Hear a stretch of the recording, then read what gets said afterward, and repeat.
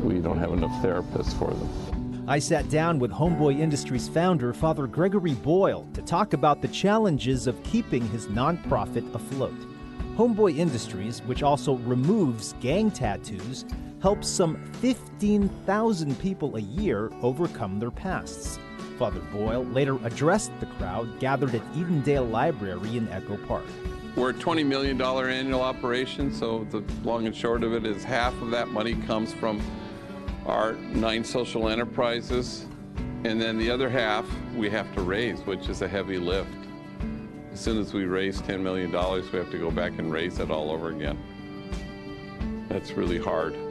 The library hosted Father Boyle, author of 2 best-selling books, as part of a program called Books to Action. To humanize the issue and so that people don't get overwhelmed by the statistics of mass incarceration and reentry, but that they want to get involved with their community. So our civic component this year is we're creating welcome home kits for the organization A New Way of Life, which is a reentry program here in Los Angeles. Mother Teresa diagnosed the world's ills correctly when she suggested that the problem in the world is that we've just forgotten that we belong to each other.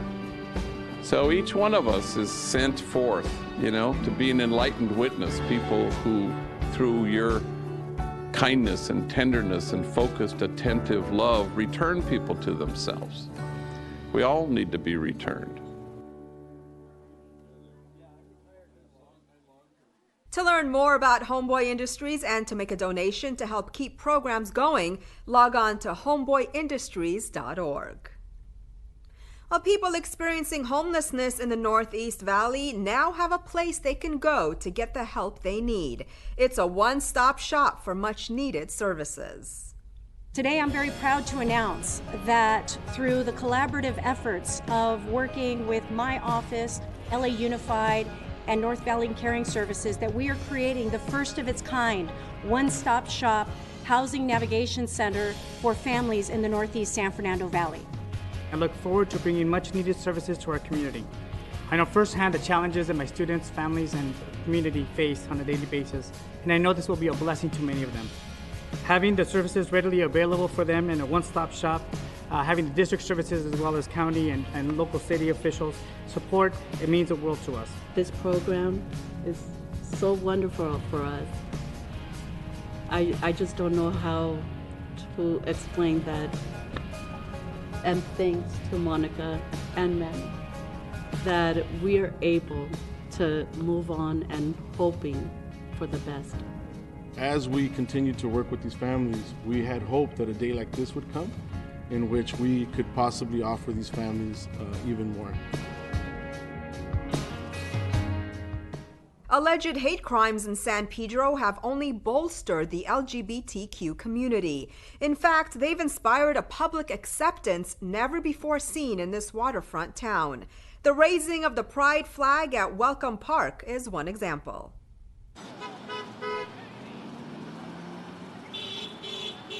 The working-class community of San Pedro is changing.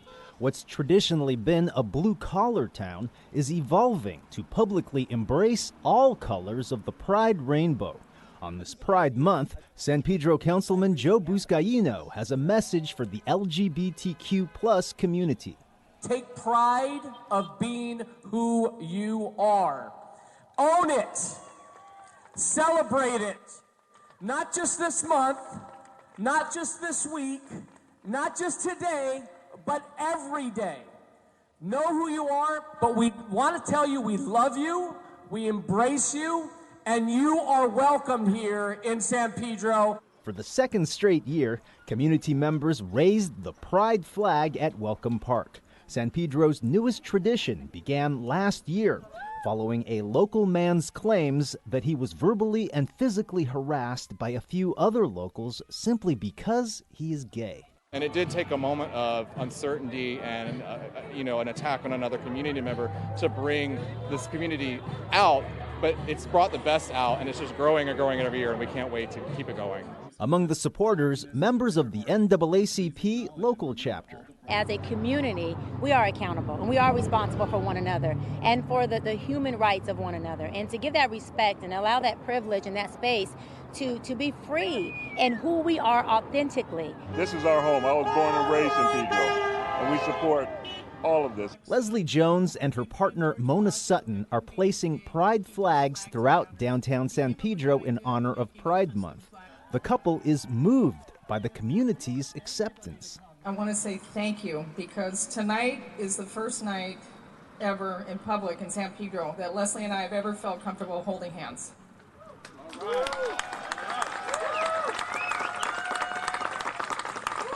And I'll tell you that we've been together, this summer will be 28 years. I've lived here all my life. I never thought that this moment would ever come to fruition. We love everyone regardless how you love, how you pray, how you look.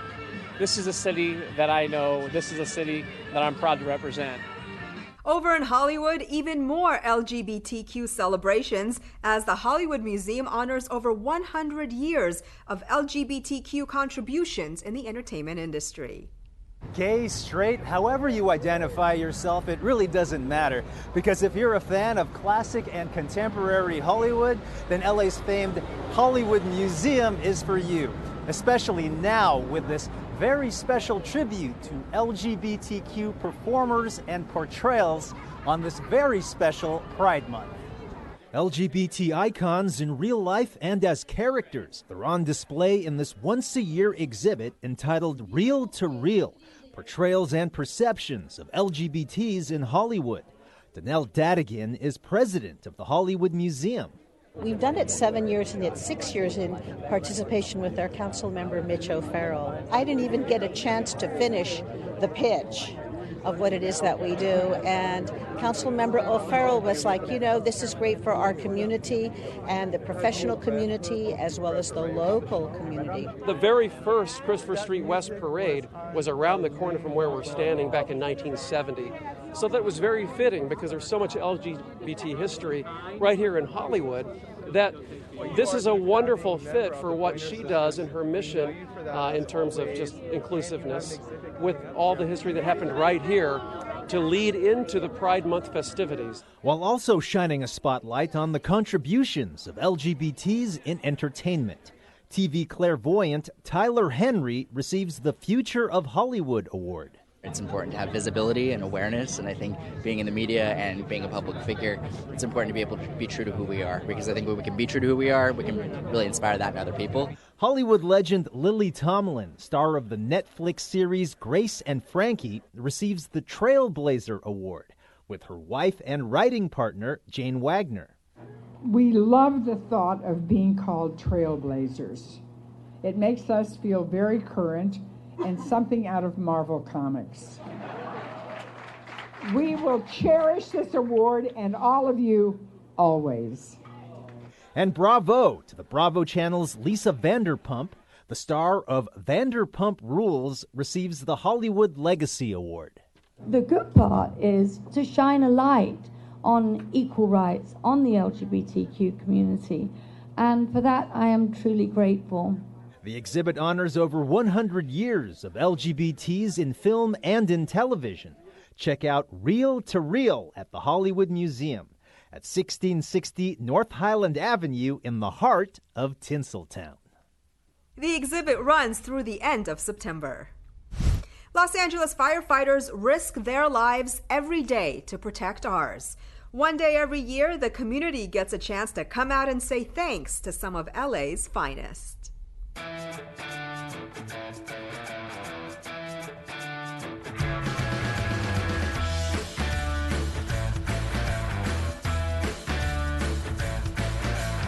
This event is basically a thank you for the denizens of downtown LA, to say thank you to the LA City Fire Department for what they do on a daily basis for us. The public servants that we have in the city of LA are phenomenal, and that we care about them.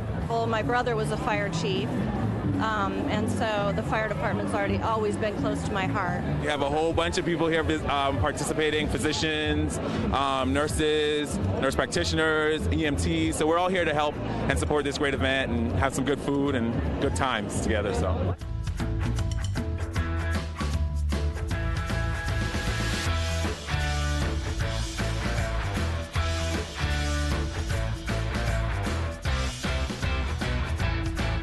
because the main purpose is to showing them some love, raise money for the fire department community. These guys go to work every day not knowing if they're going to come home from work.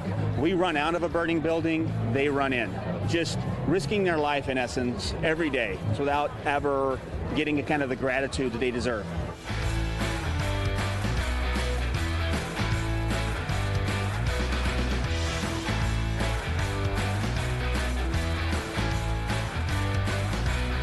So I'm honored, like I told everybody, I said, I'm an actor and I live in the world of make-believe, but what these fire guys do is for real. After the incident in 1998 with the loss of life in the fire, he started this event, and it was really just, you know, 1 or 2 food booths and a handful of people, and it's grown over the years to what it is today. It's for a great cause. I just can't make it more plainer than that.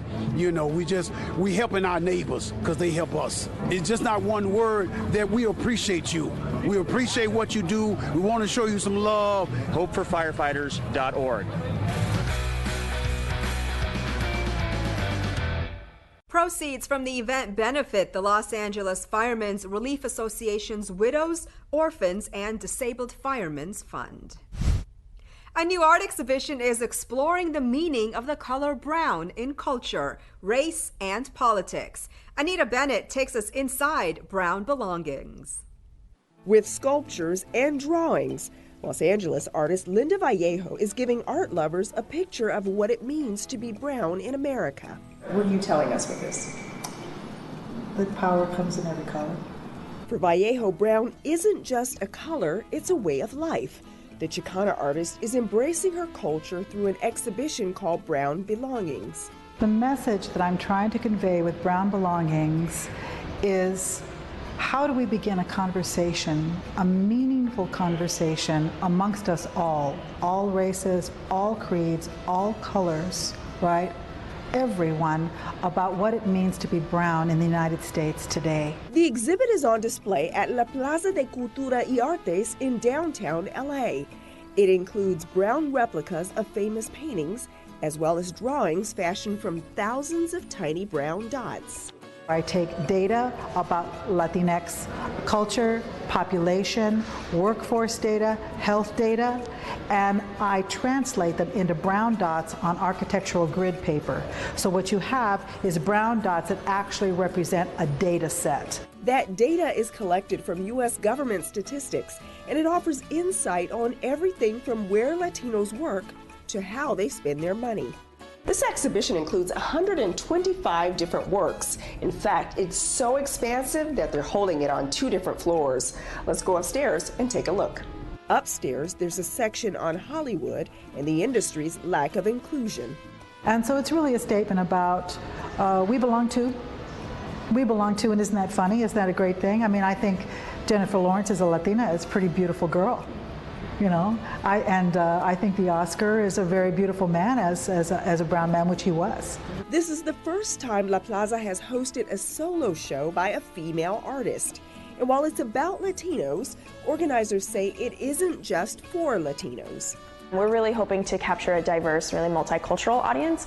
Linda's work speaks very directly to the Mexican or Latinx experience, and we're hoping that this show will open the eyes of all of the diverse population that lives in LA. With immigration and race dominating headlines, Vallejo hopes Brown Belongings will bring a better understanding. Brown Belongings is free and open to the public. The exhibition will run through January of next year. Councilmember Kern Price and the Los Angeles Department of Transportation's Vision Zero program hosted a South Los Angeles open house to celebrate active community engagement and how it benefits residents.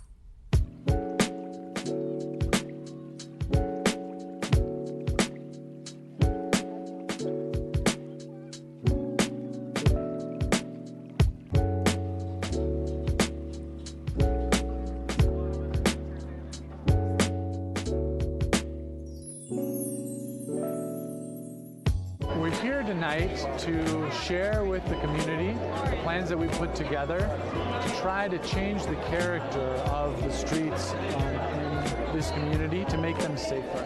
and to hear their feedback, to really understand whether we're on the right track.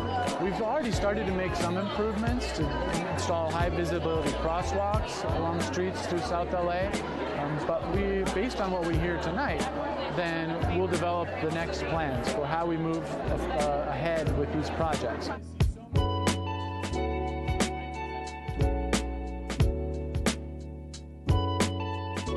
This is a real collaborative process, one that involves neighbors, involves kids, families. We want input from everybody. Everyone's got a role to play.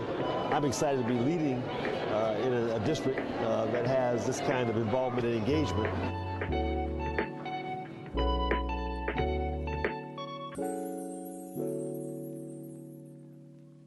This African-American artist's career spanned the art world, the sports world, and the TV and film and music industry. Ernie Barnes, a retrospective, features the work of the late artist at USC's California African-American Museum. Anna Marcos takes a tour. Enter the Ernie Barnes art exhibit, and you enter a world where the figures are often elongated, sometimes over-muscled or their body parts warped, and usually their eyes are closed. So why are the eyes closed? Ernie Barnes believed that people are blind to each other's humanity, and he brought that out in his signature style of having the figures have their eyes closed. But perhaps even with our eyes open, we really aren't seeing and appreciating and understanding the people around us. This tour of the exhibit, Ernie Barnes, a retrospective at USC's California African American Museum, brought out plenty of visitors. Each wanted to look at the work of an artist whose career spanned not just the art world, but the entertainment industry and sports. He was a professional football player with the NFL, and he was the official artist for the 1984 LA Olympics. More often than not, you don't really get to see images or representation of other things that African Americans have been able to contribute. So to have this for the youth to be able to come and see, anybody who's growing up in this surrounding area could be inspiring. He just flows right into all of that muralistic kind of painting that I love. A lot of soul and a lot of heart and it's not so stiff and abstract. It's human. I think it's a source of pride.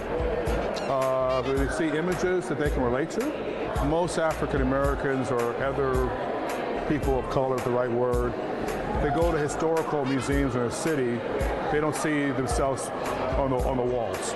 Among Barnes' most well-known works is The Sugar Shack, which appeared on several episodes of the TV sitcom Good Times and on one of Marvin Gaye's album covers. His work was also sought after by other musicians, artists, and shows. Ernie Barnes snuck into a juke joint. He saw people dancing. He saw a woman who was somewhat voluptuous. It stuck with him the rest of his life. A lot of us can relate to that. Okay. Yup, it fueled plenty of amorous, artistic interludes. Her arms, we can see how developed her muscle tone is. There's a feeling, there's a passion that he's able to bring out visually. Barnes was born in North Carolina in 1938, at a time when there were no selfies, but there were self-portraits. The exhibit also showcases his paints, brushes, and the chair he often used, complete with paint stains. He has movement and so much emotion in each character. And each painting is almost, it's like a little movie in itself. Long muscles, strange bodies, and eyes wide shut were never this fun, this artistic, or this human. The show continues through the fall. And the exhibit, like all exhibits at the California African American Museum, is free. It was an epic journey as hundreds of bicyclists rode 545 miles from San Francisco to Los Angeles to raise funds for AIDS research and improve the quality of life for people living with the disease.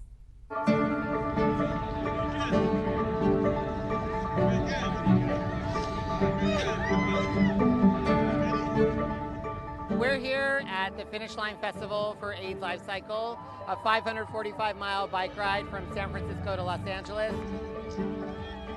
It was 7 days of extreme weather conditions, but my heart never wavered. I rode every single mile. I'm going to take a shower, I'm going to eat, and I'm going to sleep in my bed. This is my 26th time doing this ride. Congratulations, another year. Another year. You guys did it! It's important for us to be here today because AIDS is not over, and this ride provides the resources that we need. This year, we raised a record amount of money, $16.7 million. The history of the ride has raised over $263 million. It's a way to raise funds so they can take the proper care and medications that they need to survive. All the negativity that sometimes surround a disease like this is about to end. We're riding 7 days to finish that. Thank you so much. It's been great. Do this ride before you die so others can live. It's a magical experience, and if you want to join us next year, check out AIDSLifecycle.org, and you can join us at the 2020 ride next year. The ride has been happening for 26 years. This year alone, AIDS Life Cycle has raised more than $16 million. A city council member stands up for the release of a killer whale held in captivity. The mayor cracks down on illegal dumping, and a proposal is introduced that would ban parked vehicle idling. All this in City Beat. The House of Tears carvers of the Lumi Nation were special guests at a city council presentation hosted by Councilmember Paul Koretz. They've been traveling with a 3,000-pound killer whale totem pole to raise awareness about the predicament of Tokitai, a killer whale being held in captivity. Tokitai the orca, along with about a third of the orca population, was taken from Puget Sound and sent to theme parks all over the world in the 60s and 70s. Our responsibility to come here to speak for those who can't speak for themselves. The city is working on cleaning up the streets as Mayor Eric Garcetti announced a trash crackdown on illegal dumping by businesses. The announcement follows Councilmember Jose Huizar's motion to call for additional resources to address illegal dumping in downtown. In his goal to combat climate change and pollution, Councilmember Paul Koretz has introduced an ordinance that bans parked vehicle idling. This ordinance comes on the heels of LA's failing grade in the State of the Air report conducted by the American Lung Association. Admit it, nothing can put a smile on your face better than a fresh, delicious donut. In fact, this treat is so loved that a whole day was dedicated to it. The folks came out in droves to taste every flavor.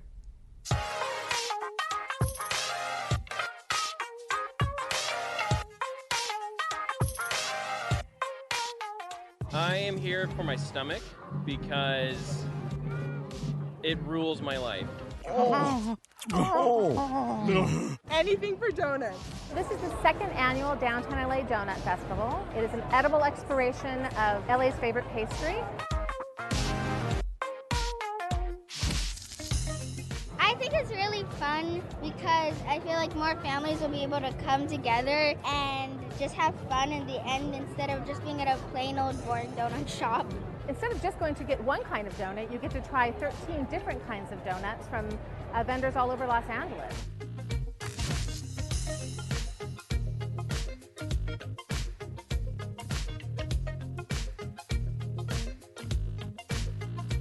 I'm curious to see and taste the variety of donuts that they have. I'm a huge connoisseur on donuts. I've had everything from a Kroger donut to a Voodoo donut to a Wenchell's donut. There's also lots of activities.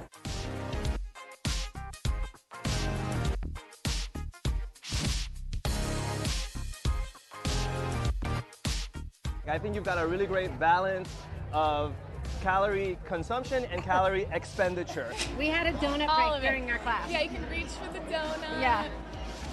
You know, it all works out. We're serious about our yoga, and yet we don't take it too seriously.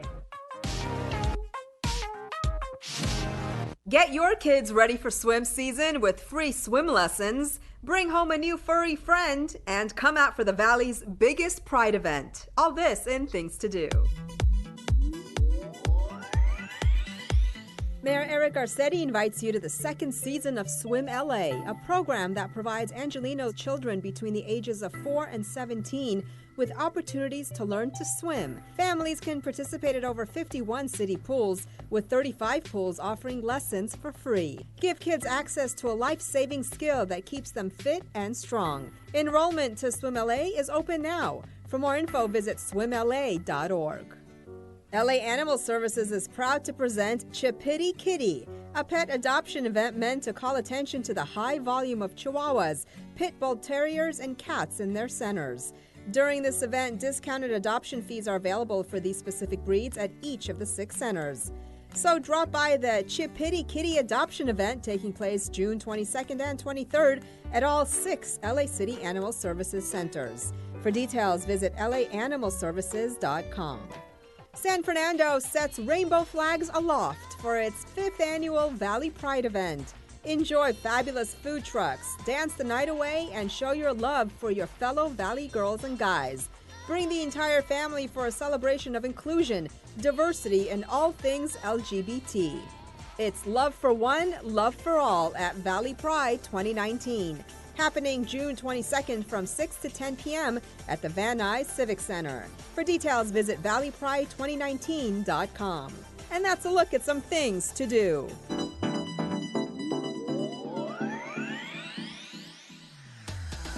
That's it for this edition. I'm Yana Kay. From all of us here at LA This Week, thanks for joining us. A reminder that you can catch us online at lacitywiew.org. We're also on Facebook, Twitter, and YouTube. See you next time for more of LA This Week.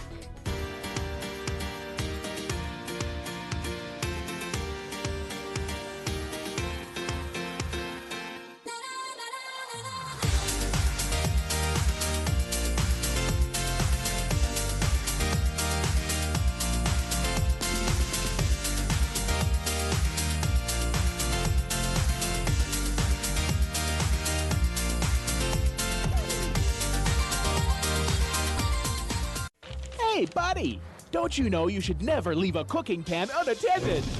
And a working smoke detector can warn you of a fire. Like the one behind me.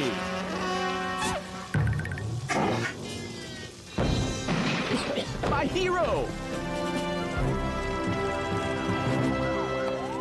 Next time, listen to the ball. Have a smoke detector and a fire extinguisher that work. How'd you know? The ball called.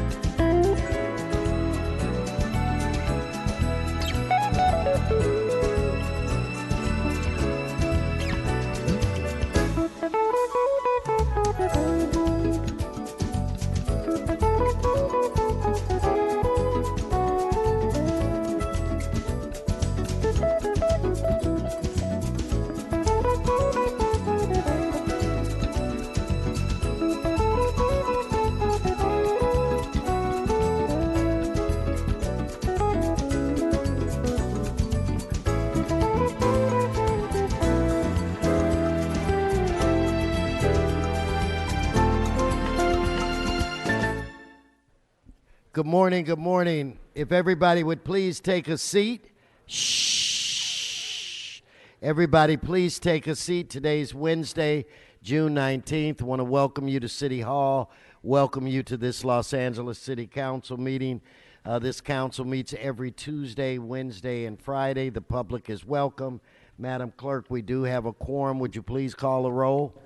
Blumenfeld, Bonin, Buscaino, Cedillo, Harris Dawson, Weezer, Koretz, Krikorian, Martinez, O'Farrell, Price, Rodriguez, Rue, Smith, Wesson.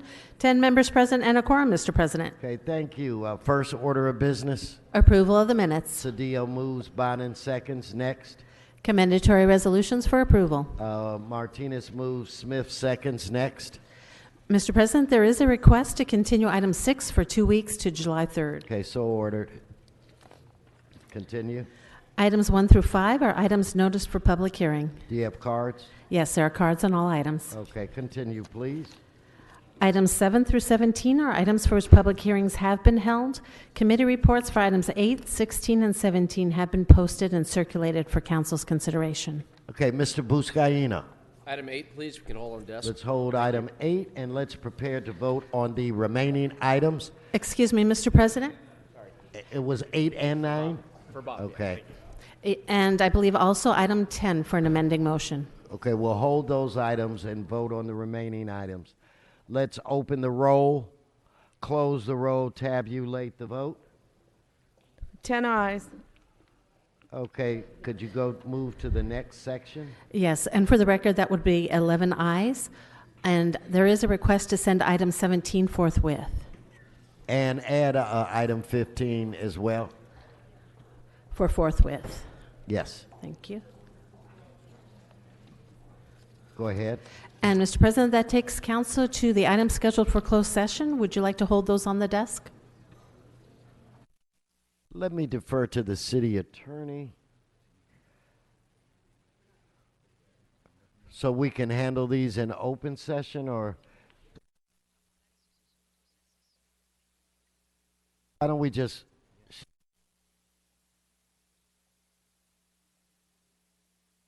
Okay, so let's handle them in open session. Would you like to read those? Yes, Mr. President. And if we could take items 18 through 23 first for the first vote, and 18 in the case entitled Gabriel Villanueva Vasquez et al. Versus the Richard Lee Sullivan et al., there is a recommendation to expend up to $1.9 million in settlement. For item 19 in the case entitled Dennis Garrels versus the City of Los Angeles, there is a recommendation to expend up to $1.5 million in settlement. For item 20 in the case entitled Valerie Jimenez versus the City of Los Angeles et al., there is a recommendation to expend up to $250,000 in settlement. For item 21 in the case entitled Uni Gonzalez versus the City of Los Angeles, there is a recommendation to expend up to $300,000 in settlement. For item 22, in the case entitled Walter Williams versus the City of Los Angeles, there is a recommendation to expend up to $445,195 plus applicable post-judgment interest for attorney's fees and $40,897.90 plus applicable post-judgment interest for costs and judgment of the matter. And finally, for item 23, in the case entitled Maria Gonzalez versus the City of Los Angeles, there is a recommendation to expend up to $150,000 in settlement. Okay, why don't we deal with those items? That's what, 18 through 23? Correct. Okay, 18 through 23. Let's open the roll, close the roll, tabulate the vote. 11 ayes. Now, if we could, you want to deal with item 24 separately? Yes, and for item 24, in the case entitled Charmaine Chua et al. Versus the City of Los Angeles et al., there is a recommendation to approve the city attorney's recommendations in the matter. Okay, so let's vote on this item, on item 24. Let's open the roll, close the roll, tabulate the vote. 11 ayes. Continue. And then for items 25 through 30, I believe there's a request to take 28 special. 28 special? Okay, we'll do that. So for 25, in the case entitled Farmers Insurance Exchange versus the City of Los Angeles, there is a recommendation to expend up to $250,000 in settlement. For item 26, in the case entitled Robin Tedder versus the City of Los Angeles, there is a recommendation to reject the plaintiff's offer of settlement. For item 27, in the case entitled AIG Property Casualty Company versus the City of Los Angeles, there is a recommendation to expend up to $250,000 in settlement. For item 29, in the case entitled Jermont Givens versus the City of Los Angeles et al., there is a recommendation to reject the plaintiff's offer of settlement. And for item 30, in the case entitled Mark Willits et al. Versus the City of Los Angeles, there is a recommendation to expend up to $104,000.73 in settlement. Okay, let's deal with those items. Let's open the roll, close the roll, tabulate the vote. 11 ayes. Okay, you want to do number 28 now? Yes, on item 28, in the case entitled Andre Ramirez versus the City of Los Angeles et al., there is a recommendation to expend up to $300,000 in settlement. Okay, you ready on this one, Mr. Smith? Let us open the roll, close the roll, tabulate the vote. 10 ayes, 1 no. Okay, that brings us where? And Mr. President, there is a request to send all those closed session items forthwith. That's items 18 through 30. Okay, so ordered. That brings us where? And Mr. President, that then takes council back to presentations, items called special or general public comment. Okay, I'll ask if Ms. Martinez.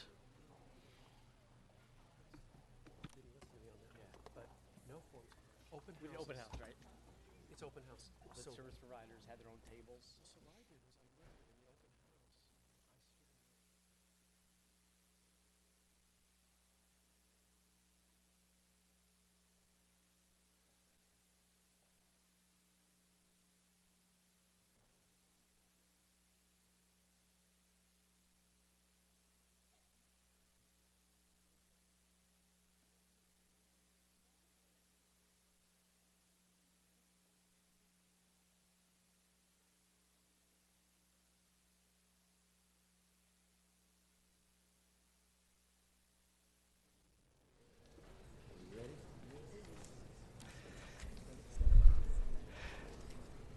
Okay, thank you, members. Thank you, Madam President. I have a very special and personal presentation today. If I can get the crew to come on in here. In particular, I want to make sure that I have my dear friend and District Director, Sylvia Lacey. Sylvia Lacey standing with me, and her firstborn, Tyree Lacey, standing with me. Where's Mustard? Here you come. Behind you. Members, this is a special day for my office and very personal to us. You hear a lot of talk throughout this country about getting younger people involved in not just government, but involved in their community as well. And the young man that I'm going to introduce to you in the next couple of minutes has definitely led the way of involvement, and I hope that he will be an inspiration to others. A lot of times in the communities that some of us represent, like Mr. Harris Dawson, Mr. Weezer, Mr. Price, and Ms. Martinez, when you turn on the news, you hear a lot of negative things. You hear a lot of things that are not flattering. Today, we want to just take advantage of some of the things that we're really, really proud of.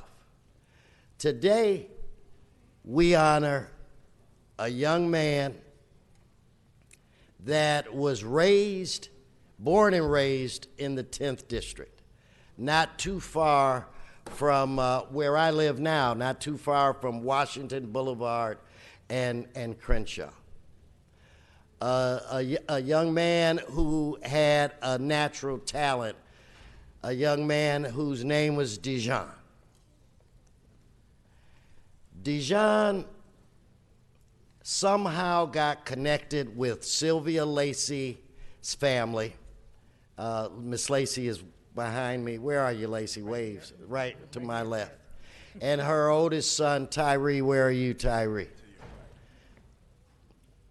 And Tyree is one of the successful DJs in the community. And Miss Lacey is like the mother of all or any in need.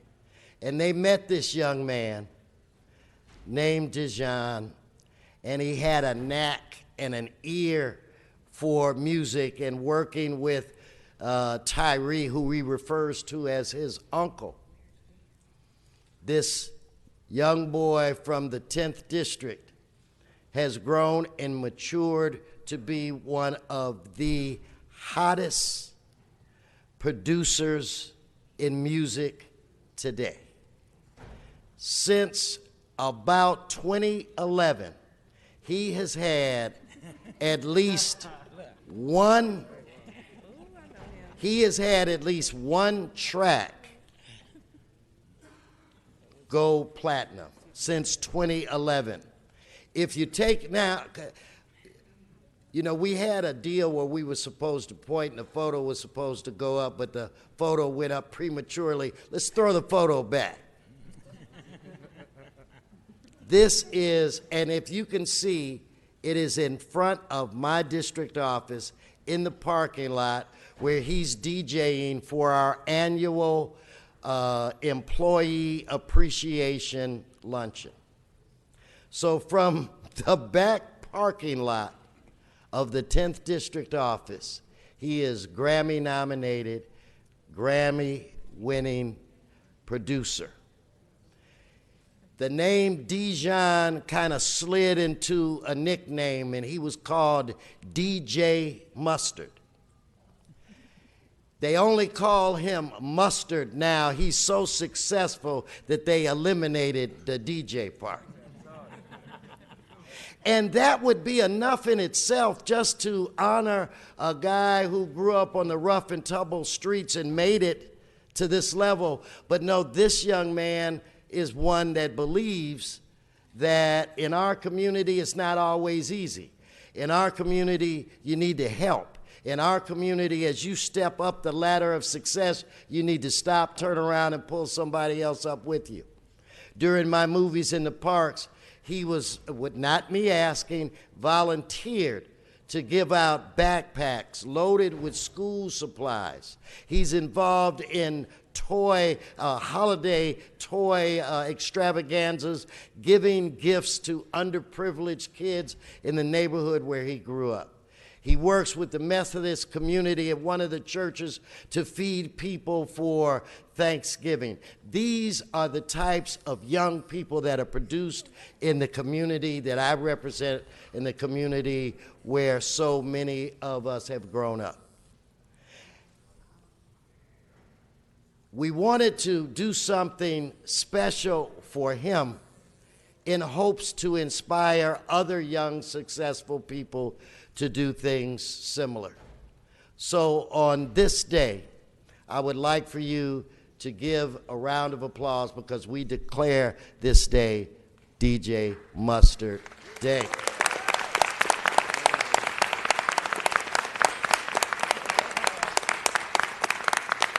And I want to bring up just a couple of speakers so that they can tell you in their own way the assistance that he's given them, the partnership with the Boys and Girls Clubs, and all of these phenomenal things. These are the types of stories that I want people to hear.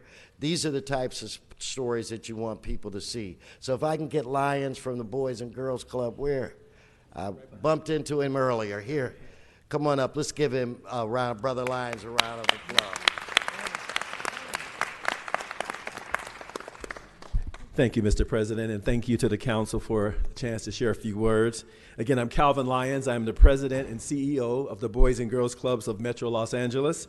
I'm here to join everyone in congratulating Mustard as the city of LA celebrates him for his past community work and accomplishments, as well as the wonderful things he's prepared to do for our youth in our community. I am also announcing that he will be named an official ambassador of the Boys and Girls Clubs of Metro LA. Our organization increases club efficiencies, reduces the duplication of operations, and strengthens services to the neediest LA neighborhoods. Our collective approach helps to achieve more consistent delivery of programs and impactful outcomes for youth. As an ambassador, Mustard will focus his efforts on fitness, STEM, STEAM, and workforce development opportunities for thousands of youth for club sites across LA, including the legendary Challengers Club, our Watts Willowbrook Club, our clubs in public housing at Jordan Downs and Nickerson, along with the Bell Gardens Club and as far west as Venice. We look forward to your personal support and advocacy. Thank you, Mustard, for supporting the development of our future generation of leaders. Again, congratulations on your day. Thank you, Mr. President. Mr. I'd like to bring up one of Mustard's partners, Miko. Where are you, Miko? Please come on up, say a few words. Thank you. I just want to say a couple of words. Working with Mustard for about 5 years now, being close with the family, he's somebody I consider to be one of my best friends, if not a brother. The advocacy, the things he does for the community that he came up in is something to be admired. He always takes time to give back to the kids. He makes sure that he's leading by example. He's not really one for getting on the microphone, which is why he's so comfortable behind the music and making sure that he puts other people up there. That's why I'm so happy that today he's being recognized for all the hard work that he does and leading by example. He's a light to the kids in the community that he came up in, showing them what they can do if they stick to their dreams and they work hard to get them. And I'm very, very proud of you. I'm very thankful that everybody's honoring him today. It couldn't happen to a better person. And members, you have to remember what I said earlier before they flashed the photograph, which I think is in 2008. One track going platinum since 2011. That is an unbelievably successful producer. I'd now like to bring up his uncle of choice, an individual who is an unbelievable DJ in his own right, DJ T, who is the son of the greatest district director in the city of Los Angeles, Sylvia Lacey. So let me bring up Tyree. Come on, let's give Tyree a round of applause. Where are you, Tyree? Plus, I was getting ready to say, no, I'm not going to say it. The guy's a heck of a chef. He can cook some bread, and boy, you give him a ribeye, and he can work wonders with it. Ladies and gentlemen, Tyree. First of all, thank Council President Herb for acknowledging a young man who's been with our family and myself. He was 13. He said he wanted to be a DJ like me. I said, no, you're going to be better than me. And from that day, his hard work and dedication has shown, done unbelievable things that I can't even imagine. We always look at each other and I look and watch him in Vegas. He has a residency there now, and that's, top of food chain. He's at Marquee in Vegas, and we look at each other and say, all we wanted to do was clubs and just continue to move forward as a unit. And I can't say enough. I tell him all the time, I love you, I'm proud of you. We didn't imagine it was gonna be like this, but at the end of the day, I knew what he had, and he has that knack of being a DJ, understanding people. I told him this business is 60% business, 40% skills. So it's how you take care of business is how far you're gonna be able to go. And look what he's done with himself. I let him take his lead when he needs any advice, any guidance, any leadership. That's what I'm here for. And I'm just extremely proud of him, and thank you guys for acknowledging a young man. He's been working with community. I mean, we had no choice. My mom here made sure we DJ'd everything. So it wasn't a choice. But me being a son of a dedicated community activist, such as my mom, who's just I mean, I remember 6 years old when you can ride in the back of a pickup truck. We were out putting up yard signs for elections. So I had a good understanding of being involved in community and understanding how it all functions. So that only tells you why Mustard is, you know, understanding that this is something that's tremendous. So once again, thank everybody for acknowledging myself, Mustard. Thank you, Herb. And Mustard, you deserve this and more. It's just the beginning. A lot of times I have events and people come to the events and they say, man, you had these good high-powered DJs. That's because we don't have to pay for them. Miss Lacey forces them to work for us. Now, ladies and gentlemen, it's my pleasure to present to you Dorsey High School's own DJ Mustard, or let's just call him Mustard. Let's give him a round of applause.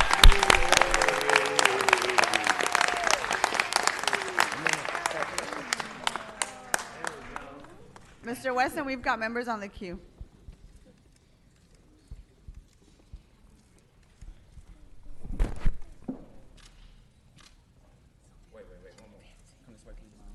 We're going to take pictures in the back. Come right here.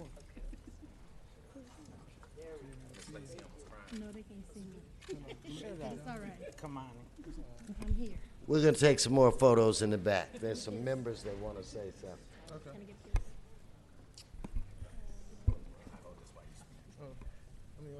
We'll take... Mr. Harris Dawson. Thank you so much, Madam Chair. And everybody, you've really got to give a big round of applause to our council president for bringing such an amazing presentation today. Mustard, I think you've made Herb Weston the coolest council member, elected official anywhere in Southern California. So a big round of applause for him. It's very important for us to highlight the culture and to talk about the role that culture plays in making Los Angeles the city that it is, making it a focal point for the world, making it a place where people from all over the world want to be, want to associate with. And I thank you especially for being, Mustard, a centerpiece in what I think is a renaissance of culture and African-American art in the country, but it really is headquartered here in Los Angeles, and it's largely because of your work with more artists than I can name. There's just a long list of folks that you've brought to the world and presented to the world, and the world has embraced them and made them famous. And so we really appreciate how you all work together, the role that you play.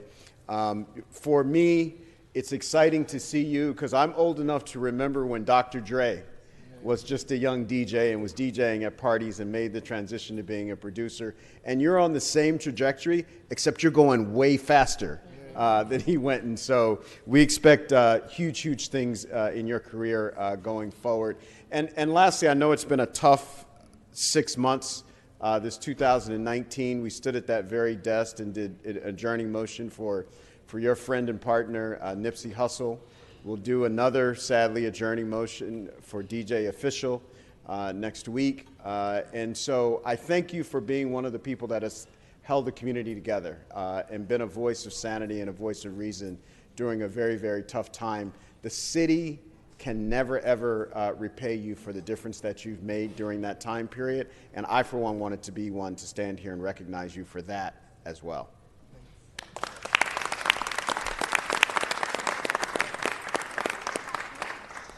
Back to you, Mr. Weston. Ladies and gentlemen, Mustard.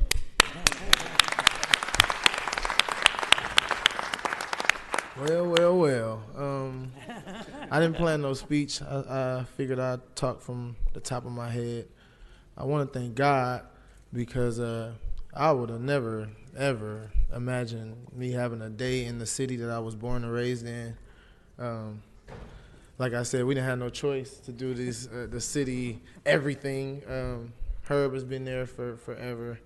I want to thank my uncle because I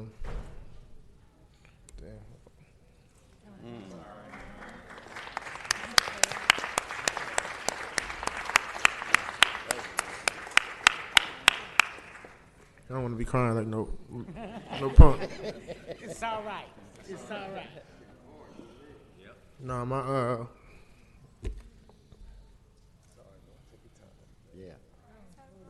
good.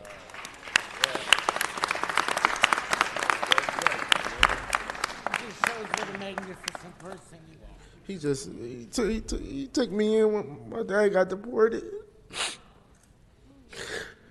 He stood there before anybody. I don't know why he did that. He didn't have to, and I definitely was a knucklehead, so I don't know where or why he put up with me. He seen something in me that I didn't see in myself. My fiance for just staying there the long nights and me being in the studio, and Grandma Lacey and my mom for letting me just DJ all night long and just make so much loud noise and come in, and me and my cousins fighting and, you know, all of that type of stuff. I'm just super, super grateful and happy that I can even be named or have a day in this city, because everything I do is for this city. Miko, of course, he's day in, day out. I'm talking about yelling back and forth with him. This is crazy. I don't know how he sticks in here. Ella for taking a chance on me and letting me, like, follow my dreams with her. My kids for pushing me, like, super, super, I don't know.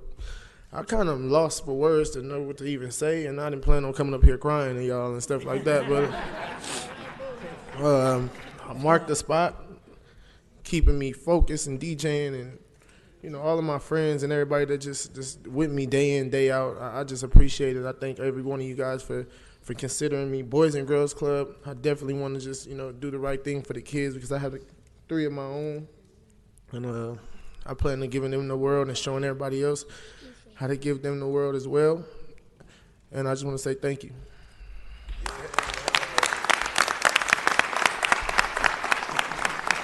I want to thank Mustard so very much. And like I said, this is like family to all of us. We have the opportunity to watch him grow and to watch him mature and watch him become successful. This is who we are. We are not criminals. We are not thugs. You don't have to be afraid of us. We are salt of the earth. We are good people. We get stuff done. We love each other, and we take care of each other. This is for our side of town. This is for everybody who grew up in a tough neighborhood and had to survive. Today is DJ Mustard Day.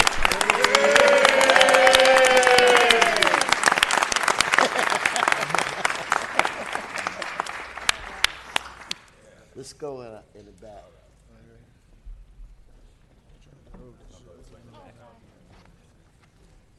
Wait, let mommy through with the baby so she don't trip.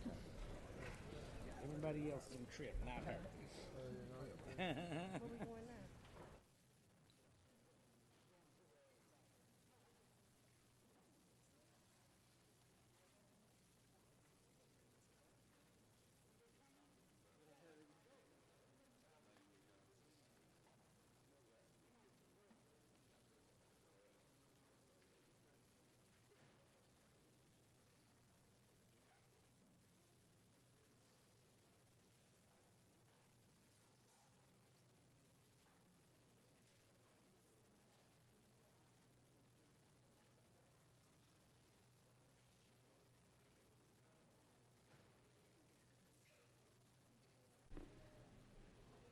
Madam Clerk, why don't we go ahead and take up item number 8? Mr. Buscaino?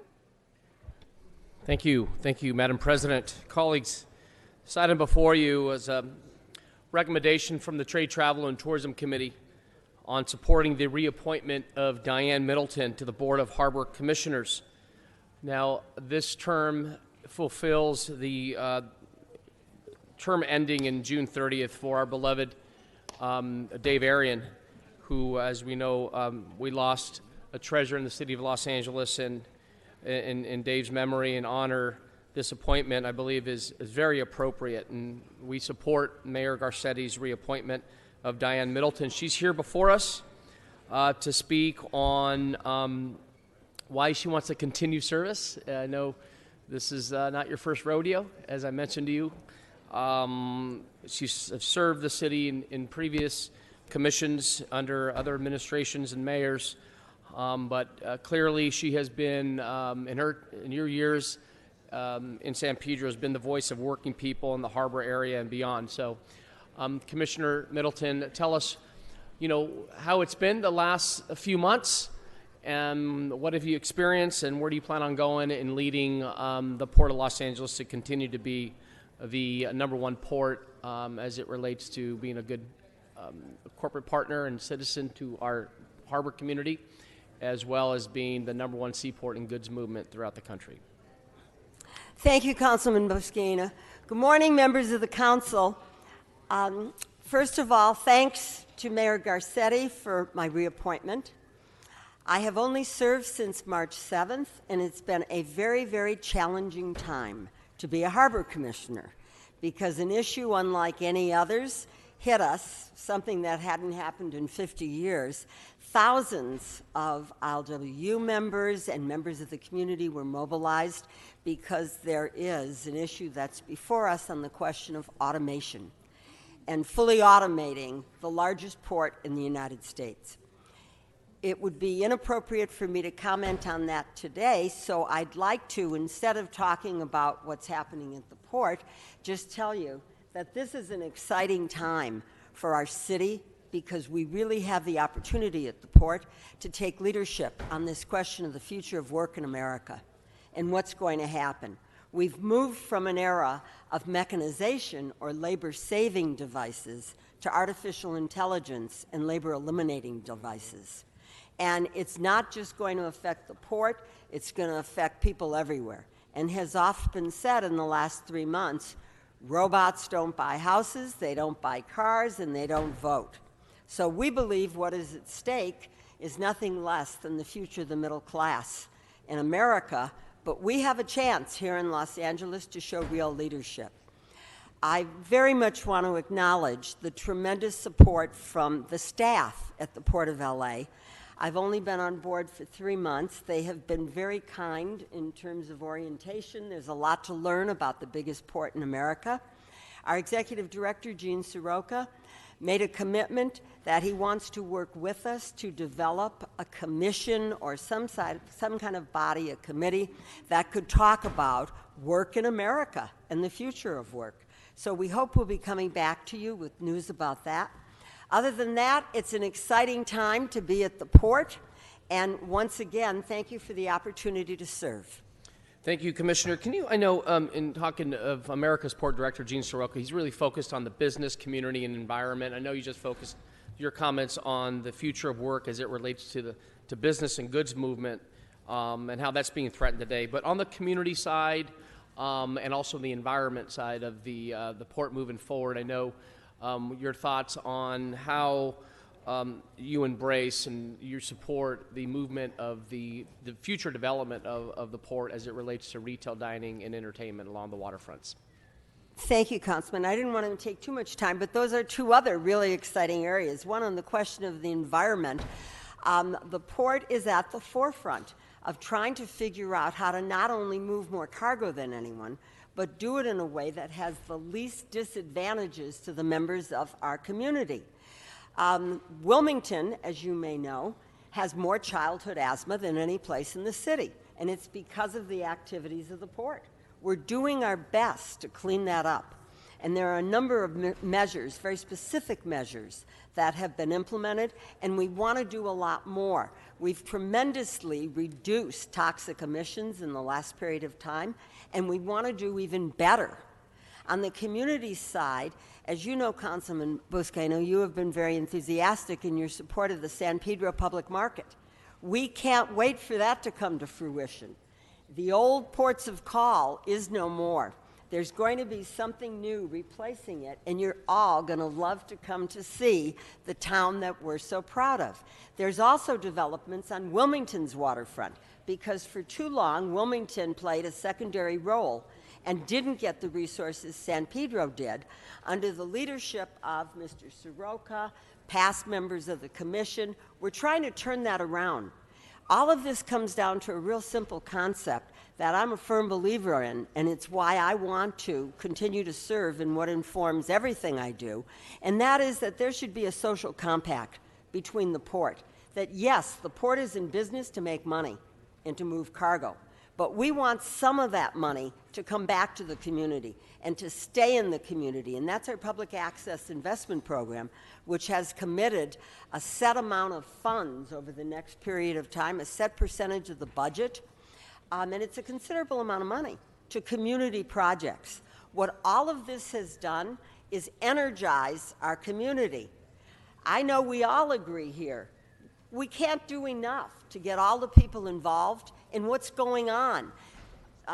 Council President Wesson's presentation on what's happening in his district and how important it is for people to be active, that's what's happening in San Pedro and Wilmington. The good news about this automation development is that it has brought out thousands of people to our commission meetings. When's the last time you heard of 2,000 people coming to a commission meeting to make their voices known? And we want to be sure that we hear them and we do something about it.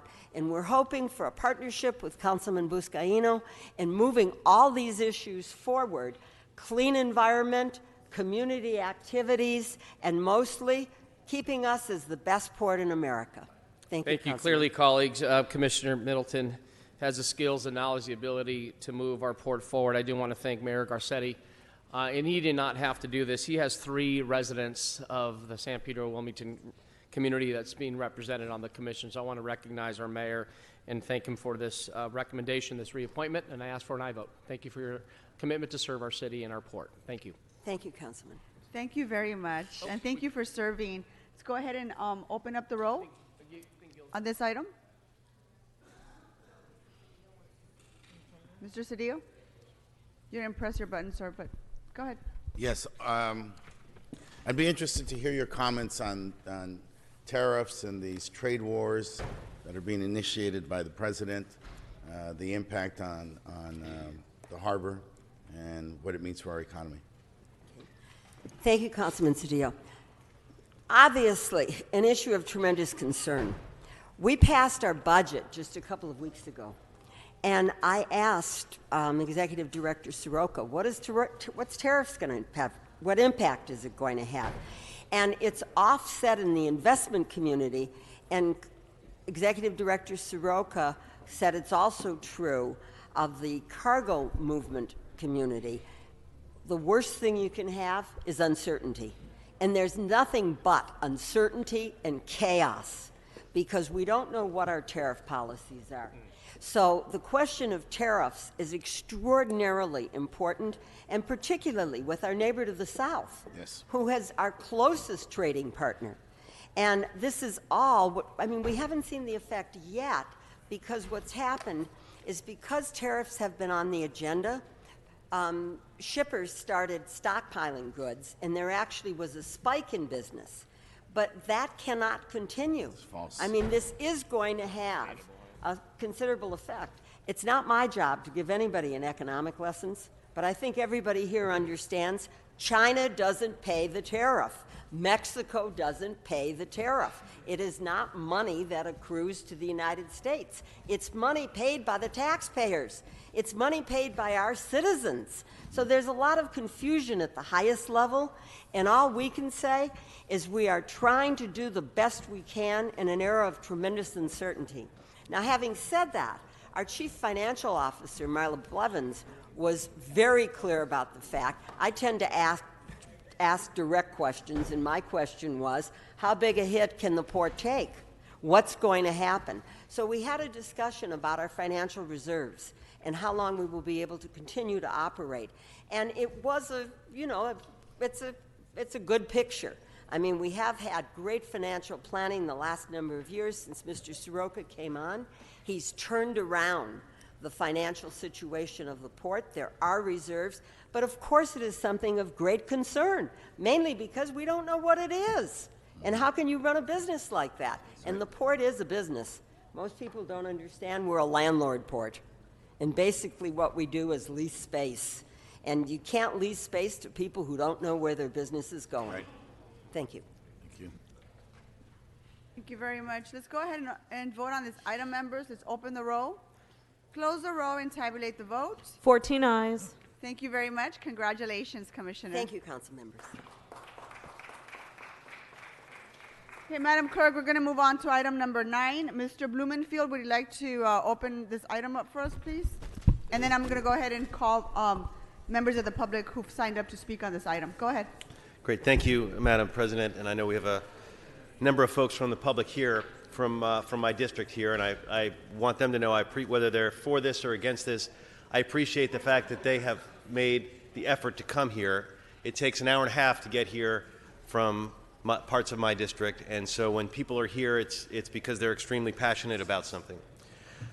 The motion before you will allow the city to move forward on determining the feasibility of developing affordable housing on public parking lots in Reseda with replacement parking nearby. Now, this has been the subject of a lot of controversy in my district. The Reseda Neighborhood Council, the plum meeting that we had on this, it was their largest turnout ever, they told me. I sat there at that meeting for 3.5 hours while folks were expressing their concern in a variety of ways. People were not happy about the fact that we are trying to look at affordable housing options and specifically looking at the parking lots in the area. And I understand that. And by the way, I put this motion out before the homeless count numbers came out recently. The count numbers only confirm that we as a city need to analyze all of our properties. And why are we looking at our properties? A couple of years ago, this council and the mayor asked the CAO to look at all of our properties, all surplus properties. And I know a lot of you, my colleagues, have been doing the same thing. In my area, in the West Valley, there is very little public properties. There's no surplus properties. And so the CAO identified our parking lots. And I wanted to look at all viable parking lots in my district. So to look at viability, you have to look at not just the fact that it exists, the fact that it's used, but you also have to look at the size and whether there are nearby lots that could help with replacement parking. And given the screens that CAO gave us on that, the ones that qualified were the 5 lots in Reseda, in part because of the size and in part because of the proximity to each other. Now, I am looking all over my district for things to do to help with our homeless crisis. In Canoga Park, we are building, and we have got it going now, a bridge home site that will hold up to 100 folks right off the street, and those are folks that are going into bridge housing who are in desperate need. In Tarzana, we're working on a treatment center project with the Tarzana Treatment Center and the Providence Hospital, where we have put patient navigators into the hospital that are affiliated with the hospital and the treatment center to deal with the most difficult folks, service-resistant, drug-addicted, and mentally ill folks. And that's at the Tarzana, at the hospital, and then putting them into group housing options where they get treatment for their physical and their mental issue. Also in Tarzana, we opened up a site for RVs to be able to dump their waste for free so that would become less of an issue in terms of some of our homeless areas. In Woodland Hills, we work very closely with the Prince of Peace Church on their expansion and on the homeless feedings that they do, where they are literally feeding thousands of people or providing thousands of meals each month. And also in Woodland Hills in the Warner Center area, I've put forward what's a very controversial but inclusionary housing requirement where we're trying to get all the Warner Center to be subject to inclusionary housing, meaning that you have to build affordable housing units with every new project. And that's important because that's where most of the growth is happening, and we want to make sure that we have affordable housing there. And in Winnetka, we have the smallest part of my district, we have permanent supportive housing already up, and we're working to do even more. So all across the district, we are doing things. Usually when you hear me talk about Reseda, because I talk a lot about Reseda, it's all of the investments we're making, whether it's the hockey rink or it's the Lemley Theater or the Great Streets. I am really committed to revitalizing Reseda. But it would be irresponsible not to look at these parking lots. The parking lots are used. Make no mistake about it, I'm under no delusion that these are excess property that nobody uses, which is why the motion that I have requires replacement parking so that parking would not be lost, because that is an issue that people are legitimately concerned about. And I know people are concerned about businesses, and I am very sympathetic to that. It's one of the reasons why in this motion, or I have insisted and worked with the CAO that the feasibility study include an economic analysis, an third-party independent economic analysis where we look at the impact of whatever projects are being proposed on the immediate businesses. Because I understand, particularly on the Baird lot, you have businesses that open up into this parking lot that are very concerned about their future. And I want to make sure that whatever we ultimately come up with, on whichever lot it is, that we are very sensitive to the business interests that are there, because these are mom and pop businesses that rely on the parking in the area. All of those are complications, but they are not reasons to not move forward with a feasibility study that will look at what is feasible, what is not, that will look not only on the building but on the economic impacts. This is the first step in a longer process. There will be future community outreach and engagement. It is something I'm very committed to. This is early in the process, and yet I've had meetings with the business owners, some of whom are here at the property. We've had neighborhood council meetings, and I expect continued meetings as we move forward and as we actually get something that's a project. Again, we're looking at a feasibility. It's amazing that just a feasibility study can cause this much controversy and uproar in a community. But I'm committed, as all of you are, to dealing with our homeless crisis. And part of this, and whatever is built on one of these lots, is not going to solve our homeless crisis. It is going to be just another drop in the bucket. But we can't fill that bucket up unless we try to find every drop that we can. And so I'm committed to doing something, if it is feasible, on one of these lots. So there's an amendment that's been circulated which makes it very clear that we're looking at all 5 of those lots. Because at first, when we did the CAO screen, they pointed us to just the Baird lot, which is the largest because it has the 2.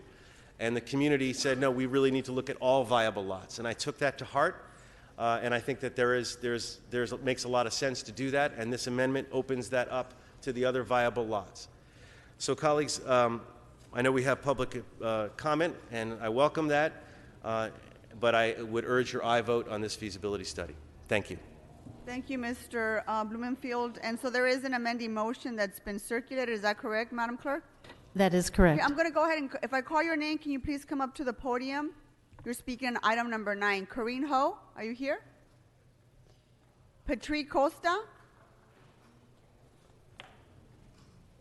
Diane Taylor? Pedro Manrique? And Julija Sabi? Okay, welcome. You've got 1 minute each to speak on item number 9. Madam President, good morning. Nice to see you again. Mr. Smith, council members, good morning. My name is Corinne Ho. I am a constituent of Council District 3, and I am here also to represent the Everyone In campaign. Of course, the Everyone In campaign is seeking to build coalition to support and advocate for for the construction of supportive housing. Thank you to Council Member Bob Blumenfield for introducing this motion. It is a step in the right direction, and we need this motion to move forward. So I am here to support the proposed amendments to this motion, and I'm asking the City Council to please have an aye vote on this motion. Thank you. Thank you. Next speaker. My name is Patrick Costa. Can you speak a little louder or lower the microphone so we can hear you? My name is Patrick Costa, and I own New Bangladesh Market. The reason I'm coming over here because I feel like I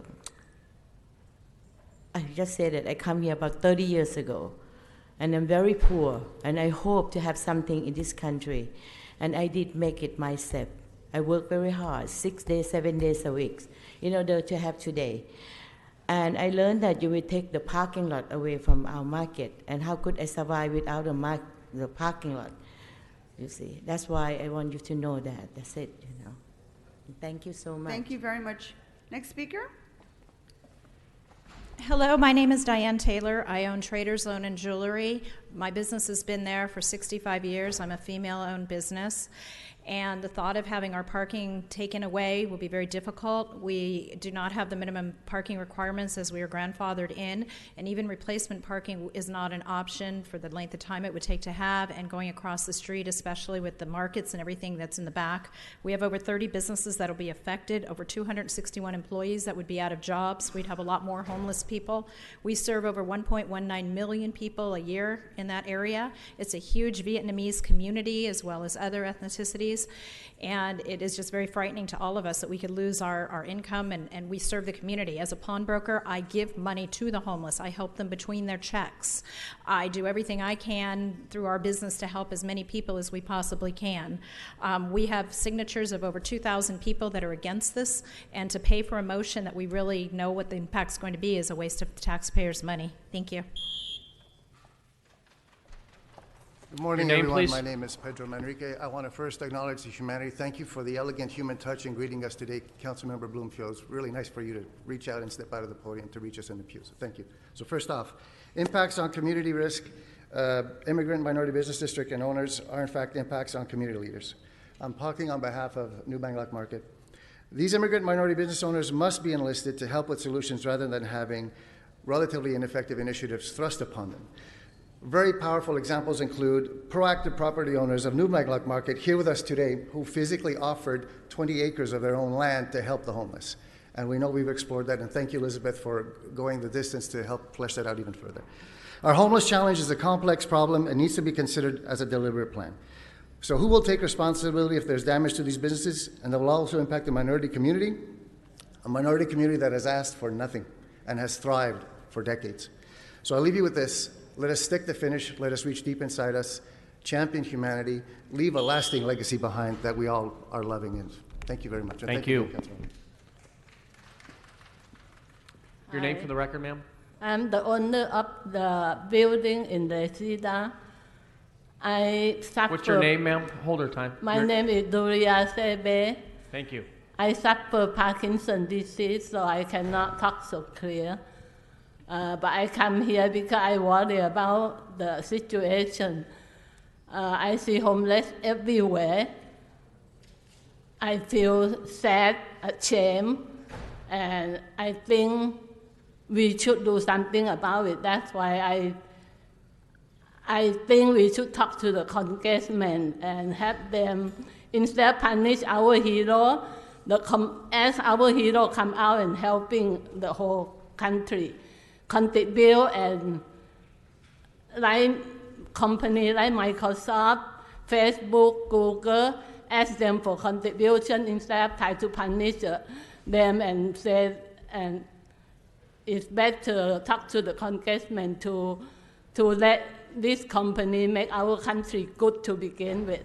So ask them for help to donate the money to build shelter for homeless, please. Thank you. Tina Lee, please come forward. Followed by Mutita Papakorn. Hong Tai, please come forward. Good morning and welcome. Tina? Yes. Thank you. Yeah, can you speak? Okay. Hi, my name is Tina Lee with Bangladesh Market, and I'm a stakeholder in Reseda. I am opposed to a feasibility study on our lot as it has consequences on our business that we built on an American dream. My father, who had escaped Vietnam with his wife and many small children for fear of retaliation from the Viet Cong for working with the Americans. They took our home because they can, because it was a lawless country. This proposed motion has broken our American dream as hard-working immigrants. We feel discriminated as we are predominantly Vietnamese immigrant with businesses built around this parking lot. This is an anti-ethnic job issue disguised as a homeless issue. Over 30 plus businesses and over 300 employees will in fact be homeless if this project passes. City actions have prevented our community from having a proper say in this matter and have prevented our neighborhood council from building and submitting a community impact statement. Thank you. Thank you. Is it Mutita? Yes, my name is Mutita Prupakon. As a taxpayer, and I see the situation that cannot be solved. Now you're going to build something in the parking lot, you already kill us because the parking lot is related to our business. No matter when you start it, it will take a year at least, and we cannot survive to pay the tax. Our future is depend on this situation. Now you didn't work with us. You didn't work for us. And you're going to make me one of the victims that become a homeless. So what you think the best solution? We even try to contribute the property that I have to exchange to help, but for sure we didn't get help from you. Did you consider to have somebody else to come and help? Thank you. We need everyone's hand. Thank you, ma'am. That's all I want to say. Okay, Hong Thai. My name is Hong Thai. I'm the part of owner in New Bangladesh Market in Reseda. And actually, I don't speak good English, but when I heard about the news say they will build the affordable housing in the parking lot in front of our market, I feel like everything will destroy. From my working hard, 35 years here, I have nothing left. That's what I only can say. Thank you so much. Thank you. Lance Wang, Tai Tran, Antonio Ramirez. Please come forward. Good morning. Good morning.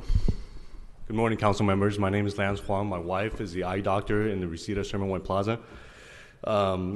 She started as an employee of one herself, and today she provides healthcare services to the underserved and underprivileged community, primarily Medi-Cal patients, Hispanic and Vietnamese patients.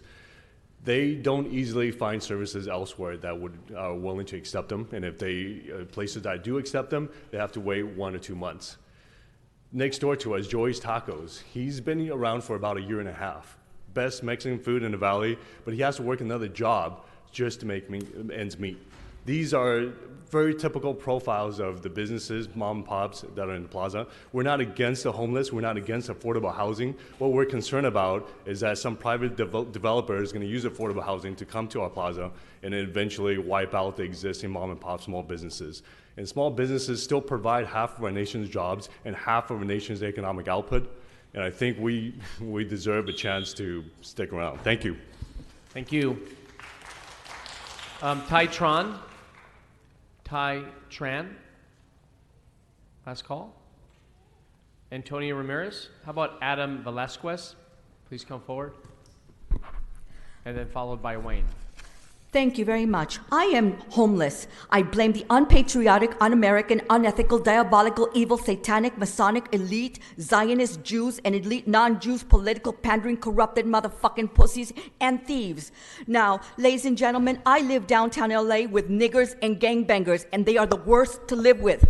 I love the Asian people because they Mr. are President, good. that is They are not- polite and they are decent. Yeah, Ms. don't Ramirez is regulate not my on the subject speech. matter. Yeah, Okay, that's your don't final regulate warning, my Antonia. speech. Yeah. Stick to the topic. Yeah, I call it what it is. You don't know nothing about homeless, and you want to do something about homeless, and do something about it. But don't fucking throw me out because you don't have the balls to stand up to these motherfucking Okay, you're niggers off and topic. wetbacks and gangbangers. I call it like it is. Sergeants, I live please out here. remove Antonia Ramirez. She's been warned. Thank you so much. Try living with these motherfucking monsters. Okay, time to go. You got to go. Have a blessed day.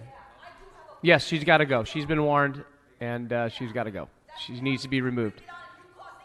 Just to let you know, she, for the record, she continues to disrupt this meeting as she's on her way out. Thank you. Is there an Adam? The door is right there. Please see to the door. Thank you.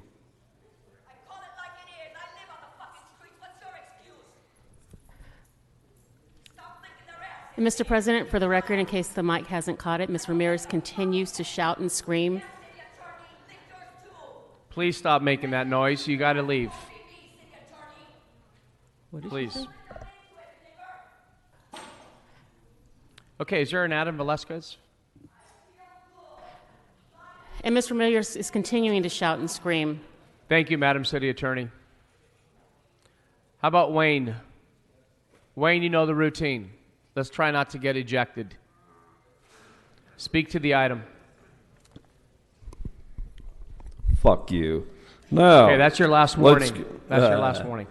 So, Joe Blob and Bleld, you're going to take away the parking lots. You ever been to Sherman Way in Reseda? You ever been to Canoga Park? No, you don't go where the colored folks are. You stay in Woodland Hills. You can't park. And you're going to attack the last small businesses we have left in the city of Reseda. Have you seen Traders? They have a bus stop there. Sherman Way and Reseda. Urine, filth, needles, feces, homeless. They try to break into that place. They have to put gates up. It's a fucking war zone. Deny this. Do not pass this. Leave these people alone. Fuck you. Okay, Vicky Comer. Is there a Vicky? Please come forward. Tran. And someone completed a card, CPP. Please come forward. Good morning. Good morning. Shall I start? My name is Vicky Comer. David Rue is my home council person. In the 1960s, my parents built a 2-story building on Sherman Way in Reseda and purchased parking spaces from the city in Lot 624 so they could open a business. All the other property owners around Lot 624 purchased parking spaces as well, and I have the paperwork. Without appropriate parking spaces dedicated to our building would not be given a certificate of occupancy by the city. Without convenient parking spaces available for our building, customers would go elsewhere.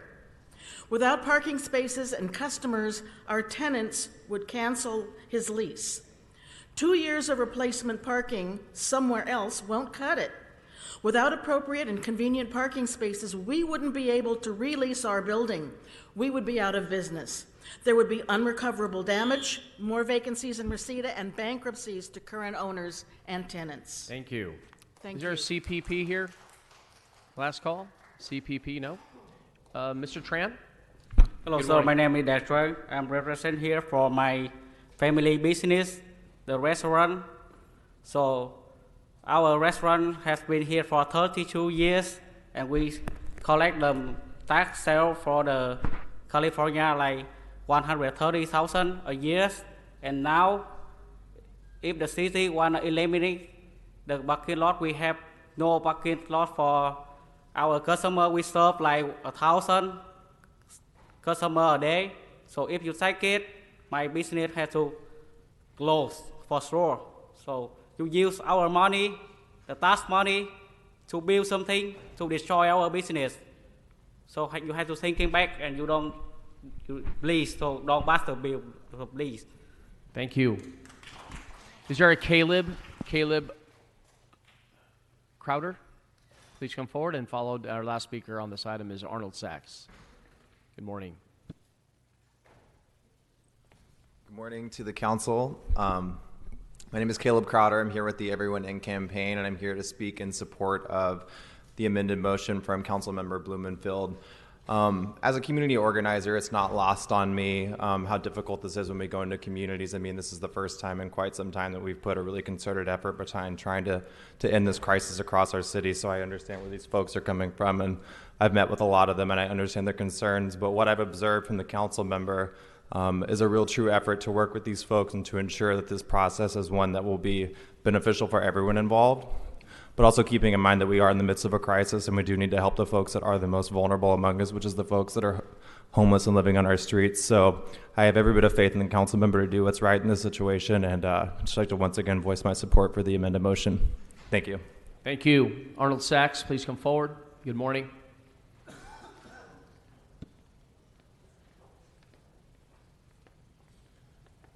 Yes, thank you. For the record, Arnold Sachs. Couple things. City-owned. This must be the effort by Mr. Blumenfield to put the 200 rooms in his district. It mentions here that neither the CAO or the CLA has completed our financial analysis of this report. It also mentions something about stakeholders.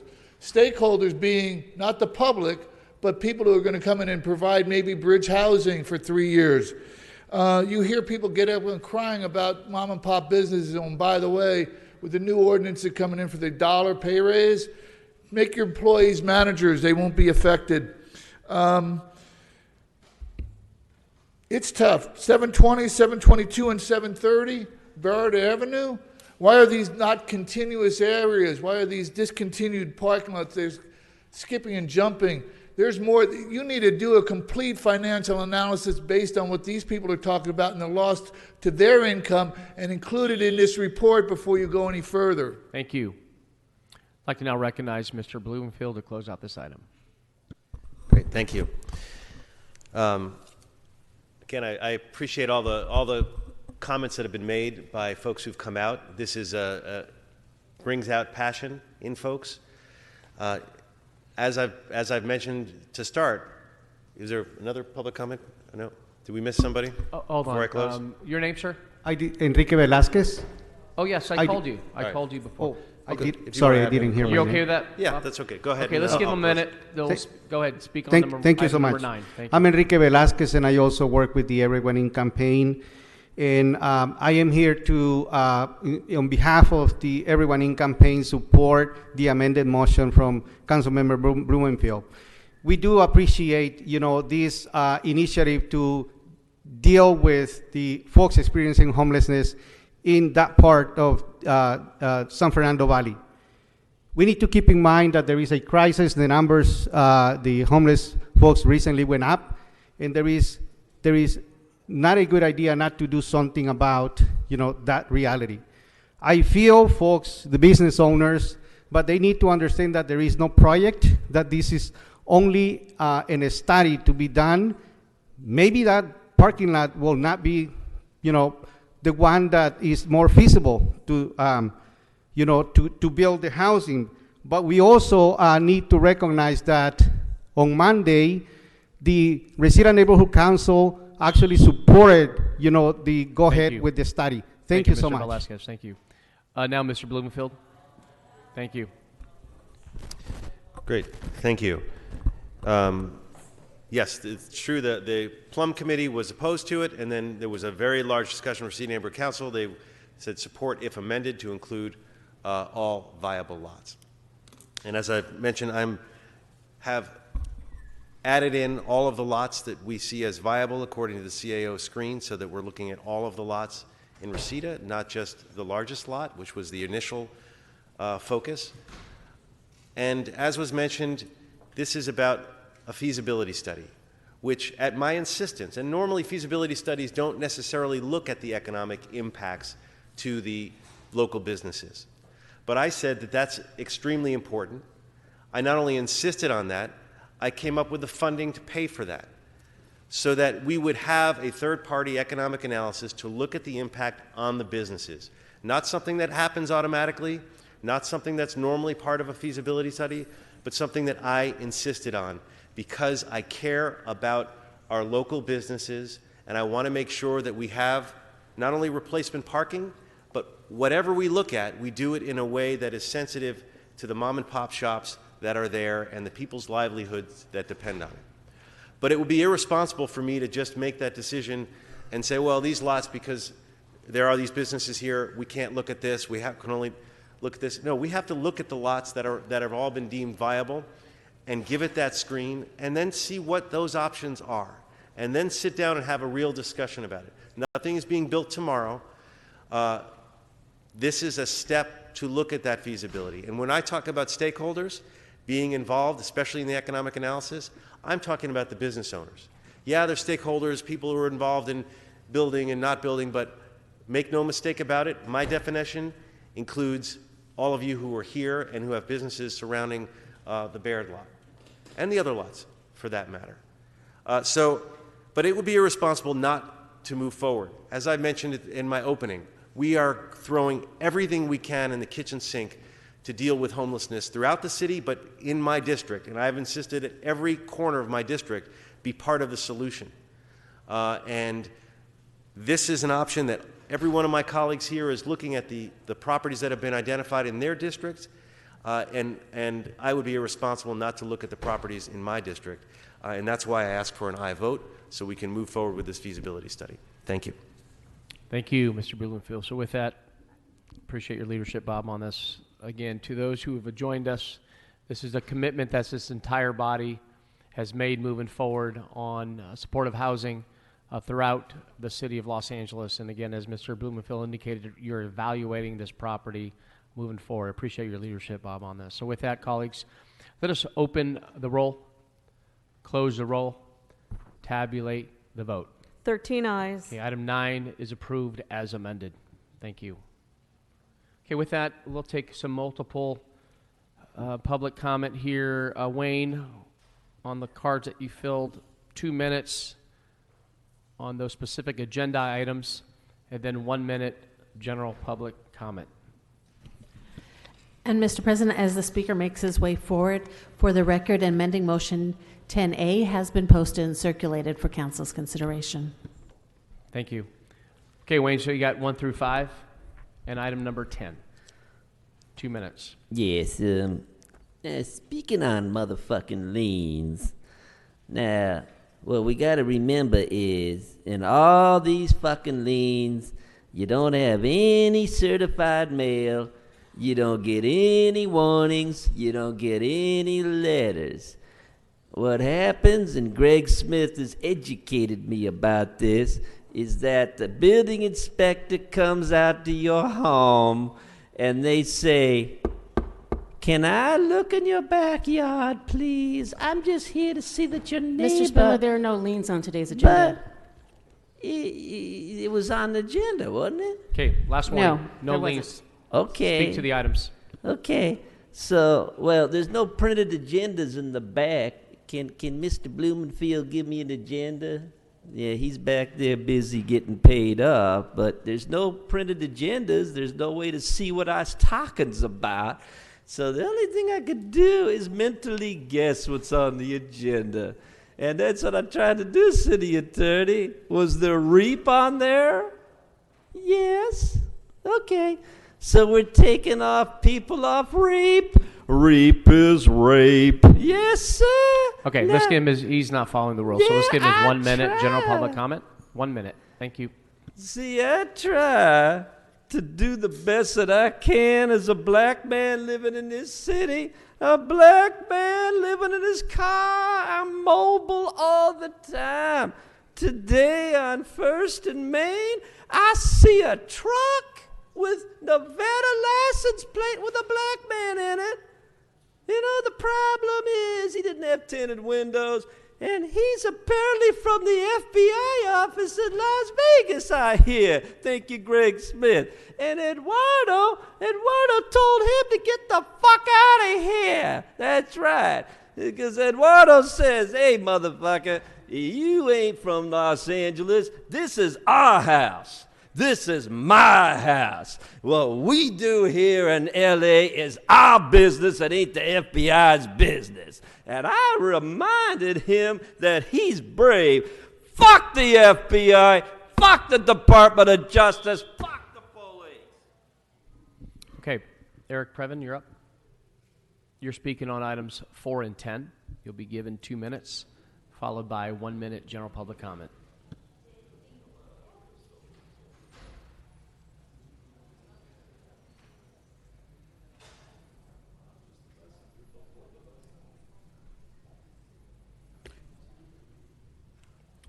Thank you. It's Eric Previn from Studio City, and I'd just like to reference that feasibility is critical. And by doing a feasibility study, I think we've come to the conclusion that what's feasible for one community may not be feasible for another. Mr. Previn, you're not speaking to one of the 2 items that you've placed. 4 and 10. No. 4 and 10.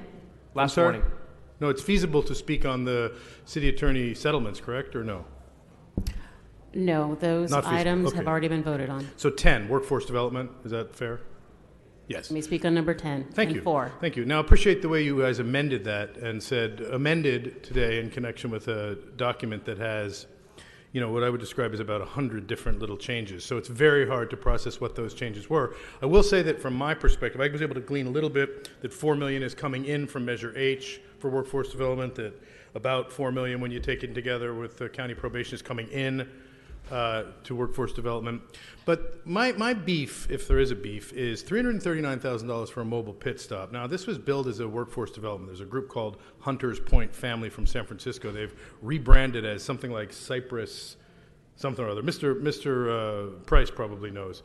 Now, they're down here, and the problem is that I believe that there's a little too much upstairs workforce development. We need the $16 an hour guys to be able, and gals, to be able to operate facilities in our neighborhoods. Now, I know Krikorian has been diligent trying to get the mayor and the Metro Board, including Mr. Butts, who drives around in a Lake Tahoe, some kind of a big fancy car, when everybody else is trying to stay green, and we're perniciously going after all of our residents. And Lord knows Koretz is doing what he can by preventing idling in the supermarket. We cannot have older people with pets sitting there in the air conditioning. It's not on Koretz's watch. So what I would ask, though... Okay, give him his 1 minute, general public the general comment. public comment, I would just simply, to finish that thought, you know, I would ask that we get a real price and that we do competitive bidding. I think we've all stomached long enough the absence of competitive bidding. Now, Motorola was on Smith's agenda the other day. They're giving 50 or 100 walkie-talkies to the group out there, but they're not worth $50,000 because the folks told me that they're old product. Now, I don't know how CD12 has access to old product, but you know, those should be for the city and should be citywide. When you have committee meetings in this great hall or in this building, you should not schedule them all at the same time frame. When you have a 1 p.m. transportation, 1 p.m. Greg Smith, and 1 p.m. somebody else, it's physically impossible to be at all of those opportunities at the same time. So when you go from one to the other and they say, sorry, we closed it out on your foot, Mr. Previn, it's a great insult to Mr. Previn or any other member of the public. So that's why I would ask you to change that practice. And I know Buscaino has been a leader on bringing those things to the attention of the Rules Committee to avoid the unwanted blowback. Now, I don't blame you. I think that the best practice is to let people speak right here in this hall. Thank you. Okay, colleagues, let's take item number 10 for a vote. Let's open the roll, close the roll, tabulate the vote. 13 ayes. Okay, we'll approve item 10 as amended. Thank you. Okay, we have, is there a Corey S, K-O-R-I-E? Please come forward.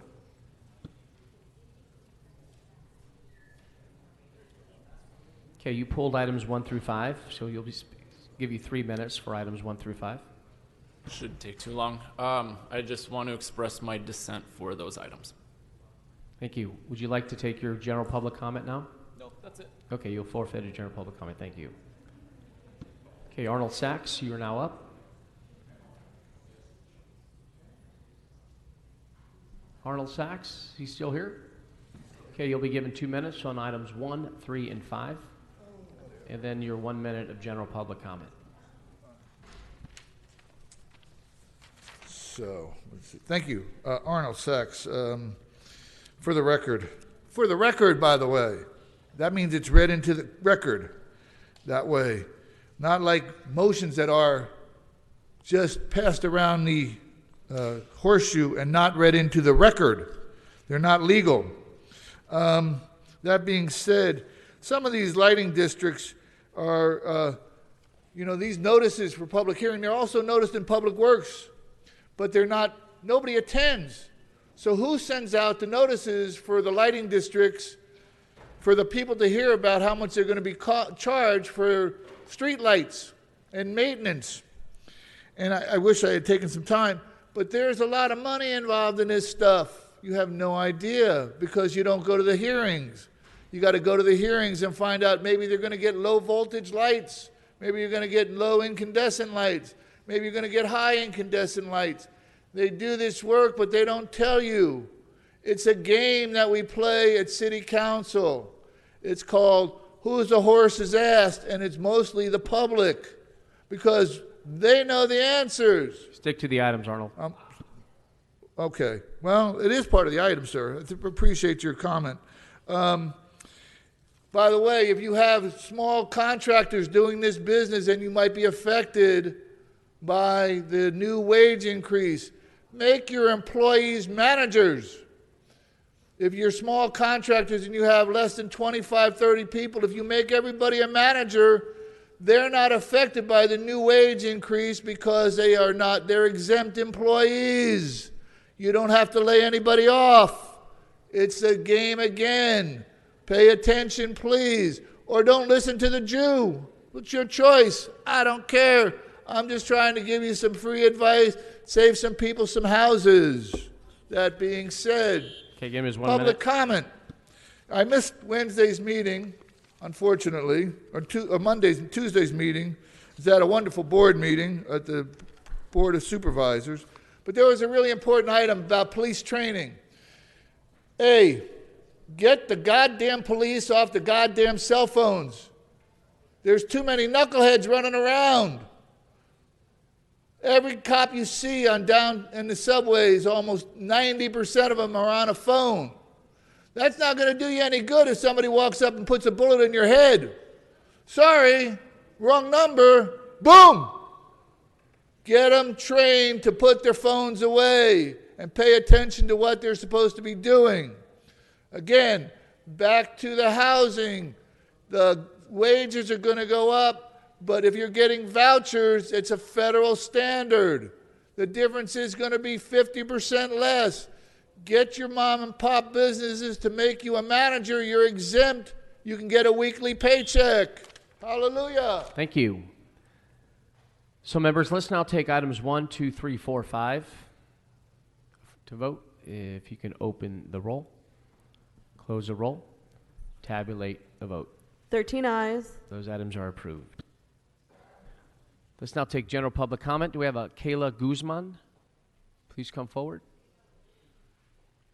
Is she here? Nope, making her way up. Followed by Adam Smith.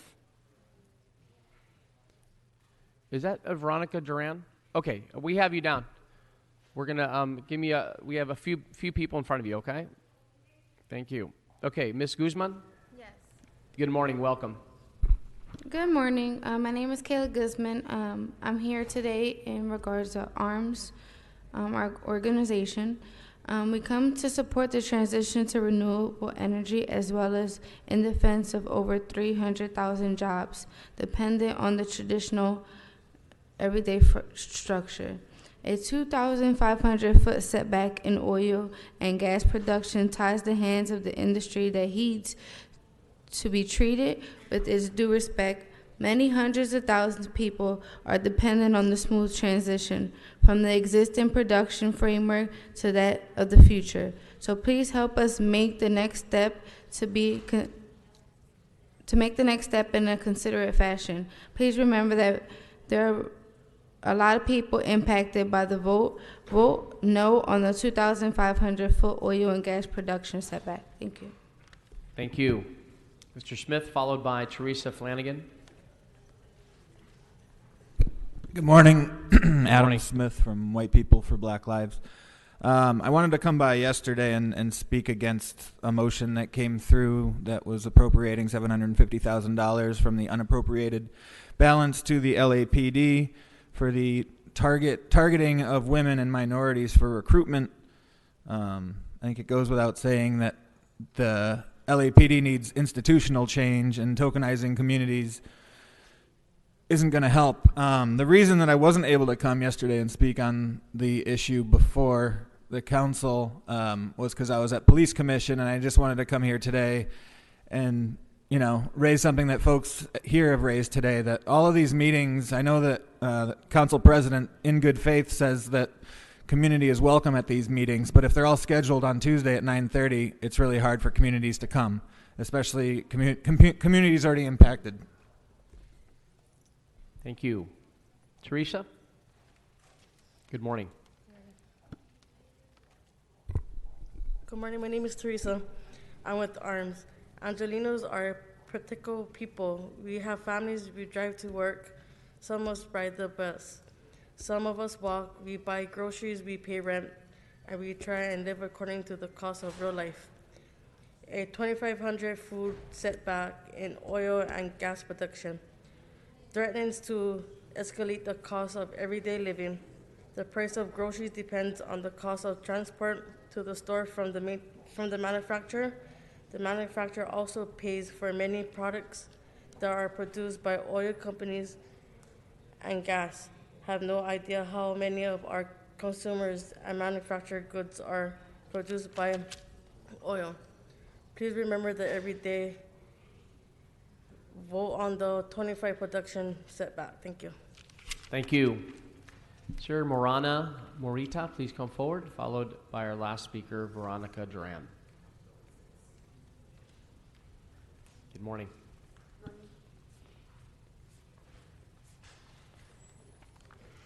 Good morning. My name is Miranda Morita. I'm with ARMS Organization. We come today in the transition to renewable energy as well as in defense of the over 300,000 jobs dependent on the transitional energy infrastructure. A 2,500-foot setback in oil and gas production ties the hands of the industry that needs to be treated with its due respect. Many hundreds and thousands of people are depending on a smooth transition from existing production framework to that of the future. Please help us to make that next step in a considerate fashion. Please remember a very real people impacted by this vote. Vote no on the 200 and 500-foot oil and gas production setbacks. Thank you. Thank you. And our last speaker, Veronica Duran, for general public comment. Good morning. Thanks for your patience. Thank you, President. My grandpa's a World War II veteran, from World War II, a survivor. He had the Purple Heart, and he taught me never give up. That's why I'm here. I want to shed light on homeless. I followed all protocol, and I'm still homeless. I was beat and left in a puddle of blood where the ambulance picked me up from the shelter. CEO Andy Bell said, don't put on the ambulance because we don't need attention. Nobody's paying attention to us homeless moms that we don't have a mental. Caseworkers are just mixing up families with kids with mental people. We're getting hurt, we're getting killed, we're getting raped. Some moms are not here because they died. And their little kids, they put on the bulletin, oh, little kids are motherless. It's no joke. This is serious. And I get mad at you guys, but please pay attention to us homeless. You know, we're trying. I got a job, I lost it. I just got another job. Now I can't even get into housing. I have a check waiting, but I just need a program that will take a two-party check. If somebody talks to me, please, and thank you very much. Thank you. Thanks for your advocacy. Maybe we should connect you and to be a caseworker. We need you out in the forefront. We can connect with you on the side here and get you some, build a partnership with you. Thank you. Okay, Madam Clerk, what's before us? Council has motions for posting and referral. They're posted and referred. What's before us? Actually, that's just clear, correct? Okay. Correct. Any announcements, members? Announcements? Okay, can you all rise for adjourning motions? Looking to my left, to my right, any adjourning motions? Okay, seeing none, we are now adjourned. Go forth and serve the people of this great city. Thank you.